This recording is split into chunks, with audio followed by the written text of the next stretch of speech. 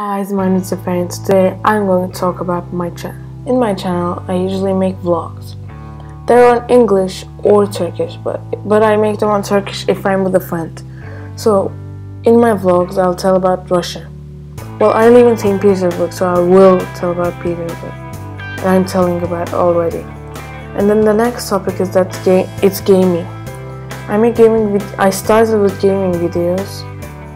They were like Minecraft, Unturned. I don't know if there were any other, but I might continue them. I hope I will. And then last but not least, it's the origami. Origami is what I will start. I mean, not origami, but tutorials. Tutorials on like computers, on a Mac, and then also drawing tutorials, and then I will start a new series, origami tutorials. So yeah, guys, this part's about origami. In origami, I'll make videos about ninja stars, boomerangs, and maybe some animals. So, what I made, I'll show you now.